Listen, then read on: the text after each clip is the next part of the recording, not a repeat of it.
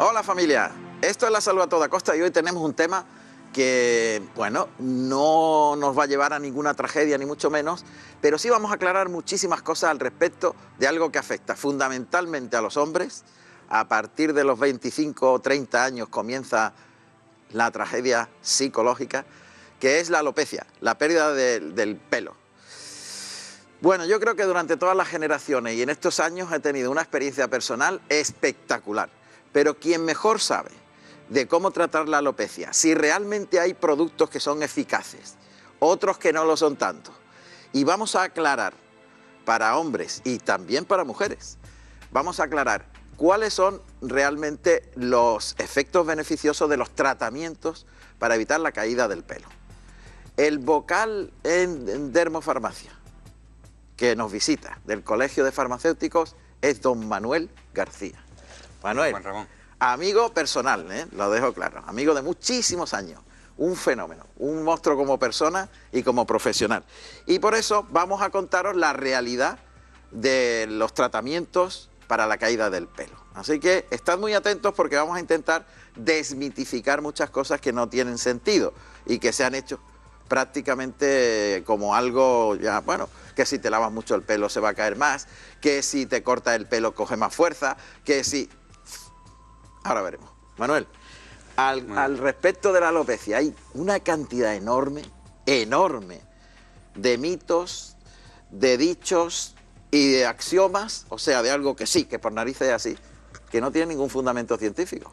pues sí, realmente una paradoja porque es una, iba a decir una enfermedad, pero en absoluto, ¿no? Es un estadio fisiológico, una circunstancia, por decirlo de alguna manera, que afecta a una inmensa parte de la población. Incluso si el hombre viviese hasta los 120 años, sería el 100% de la persona afectada lo que habría, y sin embargo hay mucha leyenda urbana, hay poco conocimiento científico, porque realmente no ha habido grandes avances científicos que den una buena solución.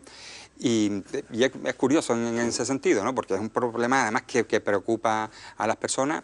Se ha investigado, pero es difícil por su etiología, por su origen, es difícil de avanzar para corregir este problema. Sin embargo, pues, afecta a prácticamente todas las personas. Hablando de farmacia, la industria farmacéutica todos sabemos que tiene una pujanza, un poderío y unos recursos espectaculares. Realmente se investiga en determinados fármacos cuando hay enfermedades muy, en fin, que son muy determinantes para la vida de la persona, pues se investiga con fuerza y tal. Pero desde el punto de vista económico, para la industria farmacéutica sería un nicho de mercado espectacular. El señor que invente algo que de verdad detenga la caída del pelo de una forma segura, ese hombre pues tendrá sus generaciones resueltas. Desde el punto de vista económico, totalmente. O sea, Sin embargo, no se alcanza ese resultado. No, solamente hay 2 medicamentos que tienen indicación en alopecia, y los 2 se han descubierto casualmente como efectos secundarios, o sea, el crecimiento del cabello como efecto secundario de esos medicamentos que se tomaban para otras patologías. Y se produce crecimiento del pelo. Son los 2 únicos medicamentos que hay, pero tampoco son definitivos porque bueno, funcionan, pero no en todos los casos y en cierta medida tienen efectos secundarios y, en fin, que tienen sus problemas, y no es la solución definitiva al problema, ni muchísimo menos, ¿no? Es cierto que estos medicamentos, sobre todo uno de ellos, la finasteride, sí que se ha mostrado como eficaz en un número de casos elevado, pero no es la solución definitiva, ¿no? Y como tú bien dices, el interés económico hay, o sea que investigación habría. Yo creo que la complejidad es una cosa que vemos muy simple, no es una patología, pero sí tiene su complejidad fisiológica, y es que realmente todavía la explicación... Eso te iba a decir, sabe. ¿Por qué se cae el pelo? ¿Por qué tú tienes un pelo espléndido y yo tengo una ruina? Bueno, yo tengo ya entraditas también. No, pero eso es normal. Sí, esa es una distribución normal. Eso sería el comienzo, bueno, que a algunas personas le va más y otras menos, porque claro, cada persona es diferente, se manifiesta en edades diferentes y de una forma diferente. Sí. O sea que aquí la idiosincrasia personal influye. Y tiene una relación directa con la genética. Efectivamente. Hay un componente genético pero parece que no es un componente monogenético, como otras enfermedades que pueden decir, no, es que en el gen tal se ha descubierto que está relacionado con la enfermedad cual. ¿No? En este caso no hay, parece ser un solo gen implicado en el proceso, y no está claro ese grupo de genes que son los que luego manifiestan la alopecia, ¿no? Lo que sí se tiene claro, al parecer, es cómo se produce la muerte del pelo, ¿no? O sea, no se sabe por qué razón, pero hay unas personas, unos hombres, unas mujeres, pero mucho menos, que tienen en la raíz de cada pelo como una especie de receptor, ¿no? Y otros no lo tienen. Unos tienen una localización ahí, en el bulbo piloso. Ahora después veremos en las imágenes y vemos dónde se encuentra. Que nacen con eso y otros no nacen con eso. Efectivamente. Y otra cosa que sí es curioso. La mayoría de todos los que estamos calvos, aquí alrededor no se cae el pelo. Ahí lo vamos a ver. Vamos a ir explicándolo con el diagrama, que yo creo que es mucho mejor. Lo primero, esto es pelo a pelo, pero aquí hay millones. Lo primero que hay que tener en cuenta, porque es una cosa que, bueno, eso lo conoce casi todo el mundo, que parece que está asociado a la hormona masculina. O sea, que la testosterona desencadena, no exactamente la testosterona, ahora lo veremos, desencadena el proceso de alopecia, pero solamente en la gente que tiene la predisposición genética. Que tiene el receptor. Efectivamente, o sea, la testosterona la tienes tú y la tengo yo, pero tú tienes esos receptores en ese bulbo que son los que hacen que este componente que está saliendo ahora mismo aquí, que es un metabolito derivado de la testosterona, que es la dihidrotestosterona, DHT. La DHT, efectivamente, se una y haga... Esta lo tenemos todo, y va por la sangre, ¿no? Efectivamente. Esto va por la sangre. Efectivamente. Bien. Pero esta molécula es la que desencadena el proceso, pero solamente lo desencadena en las personas que tienen la predisposición genética. Y la tienen porque aquí en el bulbo tienen como un receptor. Efectivamente. Digamos que aquí, entonces, claro, aquí si me pongo aquí no pasa nada, ¿no? Está bien. Mira, efectivamente. Aquí en cada pelo, los que se nos cae el pelo, los calvos, efectivamente, tenemos un receptor que tú no tienes. Efectivamente. Este receptor está fundamentalmente en la parte de arriba, ¿no? Bueno, el metabolito de la testosterona está fundamentalmente distribuido por esta parte. Ahí hay menos cantidad en la parte lateral. Y por eso hace que... O sea, el receptor, ¿no? El metabolito. ¿El metabolito? Sí, ¿El metabolito se distribuye más por...? Está en menor cantidad, sí. Ah, caramba. Está en menor cantidad. Ajá. Y lo mismo, bueno, habría que diferenciar, porque en el cuerpo además hay más pelo. Está el pelo de la barba. Claro. Y ese no se cae nunca. Ese no se cae. Ni el pelo corporal. Ni el pelo corporal. Dicen que los hombres que tienen mucha testosterona, que le sale mucho pelo por el cuerpo, tienen más predisposición. Efectivamente, es una distribución de pelo muy frecuente, el tener mucho pelo en el cuerpo y poco en la cabeza. O sea, que eso ya te está dando esa muestra. Es importante también ver cómo crece el pelo y de qué forma lo hace, porque el pelo no crece de una forma continua, sino crece en ciclos. Y estos ciclos son los que se ven alterados, porque el ciclo hace que el pelo crezca, deje de crecer, el bulbo se retraiga y se caiga, y vuelve el ciclo a empezar de nuevo. Cuando ese ciclo se está repitiendo, ahí es cuando actúa este metabolito y es cuando se une al receptor y es cuando el pelo se va haciendo más débil, sale menos grueso y con menos pigmentación. Entonces es conveniente ver esas fases porque en función de cómo sea la distribución de esa fase de pelo, se puede ser que sea una alopecia. Estamos hablando ahora mismo de la androgenética, pero existen otro tipo de alopecias que se pueden determinar con esa distribución de pelo, muchísimo menos frecuente. Claro. La alopecia areata, que se llama en placa, que es muchísimo menos frecuente. Pero esa es resoluble. Esta es la más complicada, la androgenética. Esta, sí, efectivamente, porque la otra muchas veces sí se encuentra la relación causa-efecto. En el momento que el médico encuentra relación causa-efecto puede hacer algo, pero en este caso tan complicado que solo se sabe que existen unos metabolitos y que esos metabolitos están mediados por una enzima que son las que puede el médico hacer algo con un tratamiento, algo, pero no puede ir mucho más allá, es mucho más difícil el tratamiento, ¿no? Ese es la quizás cuestión. Por eso vienen las leyendas urbanas, sí, ¿no? Bueno, si te lavas mucho el pelo, se te va a caer más. A lo mejor en esa fase de debilidad, si tú friccionas más y tal, pues, pero ya está condenado. Efectivamente. Ya está condenado. El pelo se le cae a todo el mundo, pero el problema es que luego no salga. Renovación. No salga, ¿no? Ya. Entonces, claro, las personas que tienen ese problema, el ciclo del pelo, pues se va a ir alterando. Que decíamos que el pelo se cae de forma natural, que es lo que pasa cuando empieza el siguiente ciclo, ahí se veía bastante bien en el dibujo, sí, a las personas que empiezan con la alopecia joven, lo primero que es la zona de la entrada. Claro. Esa zona se queda en fase que se llama fase telógena, que es la fase en que el pelo ya no está creciendo, está ahí sujeto al bulbo, pero ya se va cayendo por fricción, por el paso del tiempo, y no se renueva, por el rozamiento, que es lo que tú dices, y no se renueva, o se renueva con dificultad, o se renueva en menor cantidad. Hay mucho más pelo en fase telógena que en fase anágena, que es la de crecimiento. Y se distribuyen en esa fase de distinta manera. Y cuando se regeneran, pues no lo hace en forma de cabello grueso, que el pelo normal sí lo hace en forma de vello, que es la primera fase de la alopecia, en que el pelo se queda como una forma de un vello muy suave, muy fino y sin pigmentación apenas, ¿no? Por eso no se aprecia. Bien, bueno, estamos viendo las imágenes que son fantásticas, todo este proceso que estamos explicando y que se mantiene en el tiempo y se mantiene en el conocimiento como muy estancado. Sí. Muy estancado. Y ahora vienen las soluciones, los tratamientos, tratamientos farmacológicos, ¿no? Digámoslo así. Donde, bueno, primero tenemos que tratar de informaros que el lavarse más el pelo no... que se le va a caer, no tiene nada que ver. No tiene absolutamente nada que ver. Nada que ver. Hay el proceso de alopecia está asociado normalmente a un proceso de seborrea.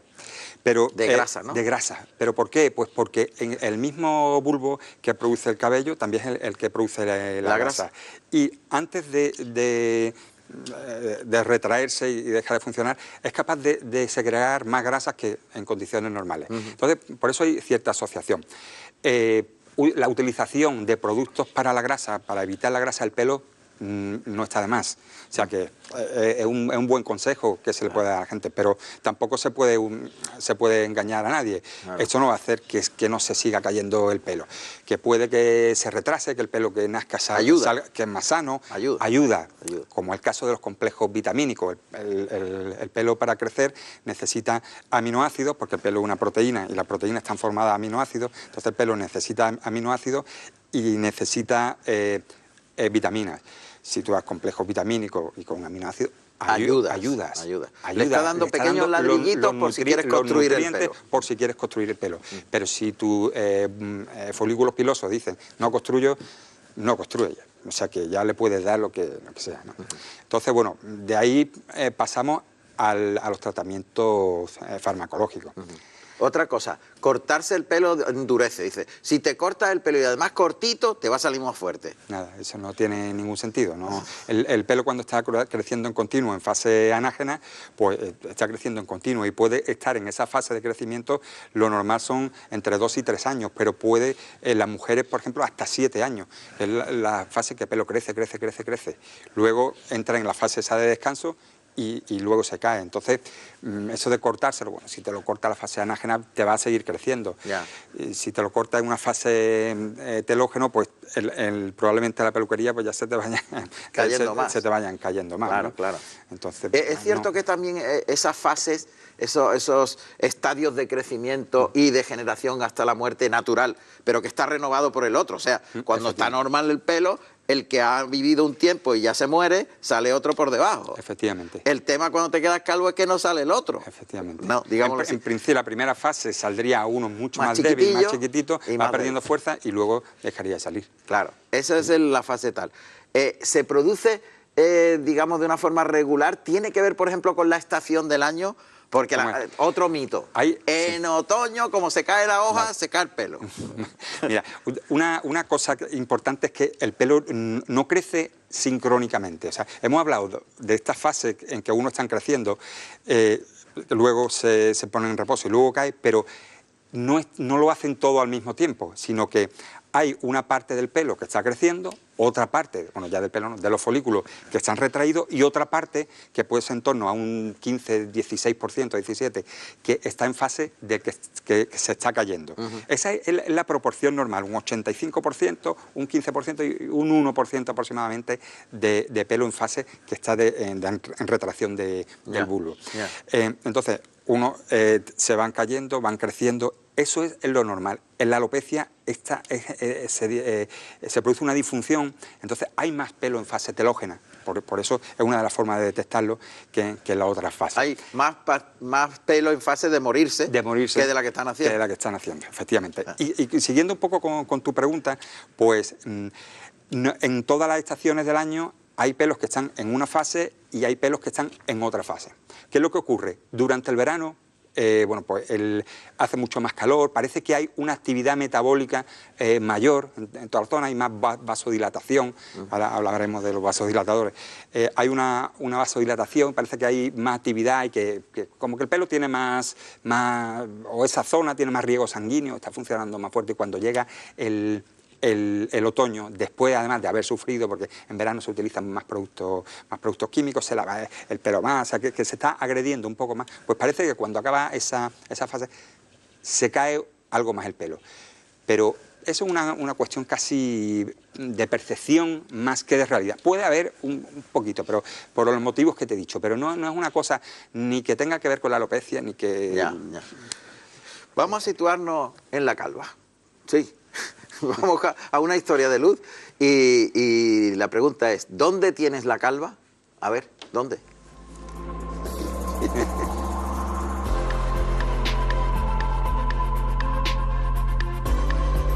El pelo no tiene ninguna función vital para el ser humano, más allá de que nos protege frente a las radiaciones solares, pero tiene una importancia psicológica tremenda. Hola, soy Eduardo López Brán, jefe del Servicio de Dermatología del Hospital Clínico San Carlos y director de Clínica IMEMA en Madrid. Y hoy quiero hablaros de cómo evoluciona la calvicie o alopecia androgenética en hombres y en mujeres. Porque la calvicie sigue un patrón evolutivo diferente dependiendo del sexo. Mientras que los hombres, la calvicie se puede iniciar en edades a los 18 o 20 años y va a comenzar a nivel de la región frontotemporal, formándose los clásicos golfos o entradas, avanzando posteriormente, perdiendo el pelo a nivel de la coronilla, todavía manteniéndose una franja de pelo entre ambas zonas, que posteriormente se pierde y se unen ya la coronilla con la parte anterior, hasta llegar a los grados más avanzados de calvicie, los patrones 6 y 7, los que tenían algunos de nuestros abuelos, y en los que solamente se conserva una franja de pelo que va de una oreja a la otra. En las mujeres, en las que también se puede iniciar la calvicie tempranamente, en torno a la veintena de años, nos vamos a encontrar con una pérdida de pelo a nivel de la parte superior del cuero cabelludo. Se origina inicialmente a nivel de la raya, que se va ensanchando y puede llegar a afectar a toda la parte superior del cuero cabelludo, si bien es cierto que en muchos casos va a conservar esta línea de implantación frontal que permitirá que las mujeres, con una buena maniobra de peluquería, puedan disimular su calvicie. Para estos casos avanzados no vamos a tener otra solución que por cierto es definitiva, natural, indetectable, que el trasplante de pelo.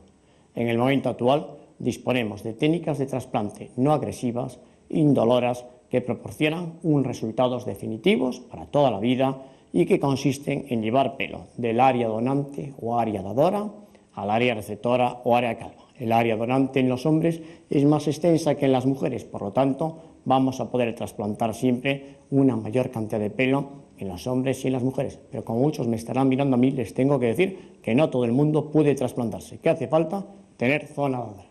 Y para evitar llegar a estos casos avanzados de calvicie, No olviden una dieta adecuada, rica en aminoácidos, oligoelementos y vitaminas que intervienen en la formación de la queratina del pelo. No olviden una higiene capilar correcta y no olviden acudir a su dermatólogo para que instaure un tratamiento médico con minoxidil, finasterida, etc., en los casos iniciales para evitar llegar a este grado tan avanzado de alopecia. Yo, una vez más, les vuelvo a esperar aquí, dentro de muy poco, en su videoblog de dermatología, en su videoblog de salud. Muchas gracias.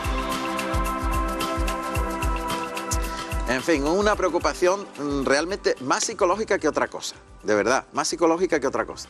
Yo recuerdo en mi experiencia que cuando eres joven empiezas a ver que pierdes pelo, lógicamente te entra una angustia grande porque envejeces de golpe. Eso sí es cierto, estéticamente te da una visión de tener más años que si tienes todo tu pelo. Eso es clarísimo. Incluso hay personas mayores que tienen todo su pelo y parecen que tienen menos edad, y esa misma persona le quitas el pelo y tiene 10 años más. Sí, eso pasa con algunas otras cosas, como el propio color del pelo, ¿no? Que claro, las personas que encanecen o tienen canas más jóvenes, pues lógicamente parece que son mayores, una apariencia. Luego cuando van cumpliendo años todos nos vamos emparejando, ¿no? Claro, claro. Nos vamos quedando calvo y perdemos el tinte del pelo. Bueno, el tinte, la coloración. Entonces un problema estético, pero claro, hoy día el problema estético se trata igual o más que los problemas de salud, claro. O sea, porque todos queremos estar lo mejor posible, ¿no? Y ya el pelo bonito, claro. Como el que se trata las arrugas o se trata otro tipo de cuestiones que no son en sí una enfermedad, pero son procesos fisiológicos que si se pueden evitar o bueno, pues nos dan cierto bienestar, claro. O nos dan por lo menos autoestima, ¿no? Claro, muchas claro. veces tampoco es una cuestión psicológica, interna de uno. Psicológica. Porque si tú probablemente preguntes a tu alrededor, pues muchos te dirán, no, pues estás bien sin pelo, te favorece. Pero uno se mira al espejo y dice, claro. Pues no lleva razón. No lleva razón. Pues no lleva razón. Está claro. Eso está claro. Por eso digo que es una cuestión personal psicológica, ¿no? Y sí. Parece que todo el mundo te está mirando la calva. Ya está. O también cuando te define, oye, eso es muy gracioso, ¿no? Cuando te dice el amigo, oye, se te está cayendo el pelo. Entonces tú dices, claro, si me miro todos los días al espejo, ya sé que se me está cayendo el pelo. No me lo Muchas digas, gracias por recordármelo. No me lo digas. Está claro. Bueno, está bien. Efectos de la medicación, realmente lo que funciona y lo que no funciona, y atentos porque esto sí que es interesante, porque os podéis comprar cosas que no son efectivas y os podéis comprar cosas que sí funcionan. Vamos a ver qué funciona y qué no funciona. Lo importante ante nada es decir que hay que huir de cosas milagrosas. O sea, que milagro no hay, que me lo digan a mí. Productos milagros, olvidados. Claro. Segunda cuestión, los productos que hablamos antes son productos que pueden ayudar en cierta medida, porque favorece mantener el pelo más sano, claro. Mantenerlo un poquito más de tiempo. Eso es lógico. Tercera cuestión, medicamentos aprobados por la Administración Europea, pues tenemos solamente dos. Uno de ellos muy antiguo, muy famoso, el minoxidil. Y bueno, el minoxidil era un medicamento antiguo que se utilizaba como antihipertensivo por su capacidad vasodilatadora. Sí, eso entonces, hace que abra las arterias. Efectivamente, que abran las arterias y que haya mayor riego sanguíneo. Ajá. Eso es de uso tópico. Es de uso tópico, pero esto se descubrió de uso cuando se usaba oralmente. ¿Oralmente? Porque la gente que lo utilizaba oralmente como antihipertensivo, pues como efecto secundario, en algunos de ellos, en un porcentaje no muy grande, pero aparecía crecimiento de pelo. Entonces, bueno, pues la bombilla se le encendió a los descubridores, pero a los investigadores. ¿Salía el pelo donde se había caído o en otros sitios que no tienen nada que ver? Sí, en la cabeza, los sitios donde normalmente se iniciaba una alopecia, pues resulta que se retraía esa alopecia. Pues bueno, pues entonces empezó a utilizarse de forma tópica. Liquidito y... Efectivamente. La primera explicación que se dio es como un vasodilatador, al tener más riego, el folículo piloso recibe más riego sanguíneo, aumenta el metabolismo, tiene más actividad, al tener más actividad sintetiza más queratina del pelo y crece. El argumento se desmontó rápidamente porque se probó otros vasodilatadores y no tenían el mismo efecto. No funcionaba.